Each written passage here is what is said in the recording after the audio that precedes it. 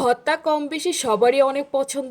এক থালা ভাত নিমিষেই শেষ করার মতো একটি ভর্তা রেসিপি নিয়ে আজ হাজির হলাম। তো চলুন আপনাদের সাথে সেই ভর্তা রেসিপিটা শেয়ার করি। শুরুতে আমি ভর্তা রেসিপির জন্য এখানে 1 পিস রুই মাছ নিয়েছিলাম, যেটা আমি একটু লবণ এবং হলুদ মেখে ভেজে নিয়েছি। এরপর এখানে আমি কিছু পেঁয়াজ দিয়েছিলাম, পেঁয়াজটাও আমি ভেজে নিয়েছি। এরপর ভেজে নিয়েছিলাম শুকনো মরিচ। আপনারা চাইলে যে কোনো মাছ দিয়ে এই ভর্তাটা তৈরি করতে পারেন। আমি শুকনো মরিচে হালকা পরিমাণ লবণ দিয়ে এরপর সেটাকে একটু বেটে নিয়েছিলাম। হালকা বলতে আমি এখানে স্বাদ মতোই লবণটা দিয়েছিলাম। এরপর দিয়েছিলাম মাছ, মাছ থেকে আমি কাটা আগেই ছাড়িয়ে নিয়েছিলাম। এরপর দিয়েছিলাম ভাজা পেঁয়াজ। সবগুলো উপকরণ আমি হাতের সাহায্যে খুব ভালোভাবে ডলে নিয়ে এরপর এখানে দিয়েছিলাম সরিষার তেল। সরিষার তেল দিয়ে আমি ভর্তাটা হাতের সাহায্যে খুব ভালোভাবে মাখিয়ে নিয়েছিলাম। আপনারা চাইলে কিন্তু এখানে ধনিয়া পাতা দিতে পারেন, এতে কিন্তু ভর্তার স্বাদটা দ্বিগুণ হয়ে যাবে।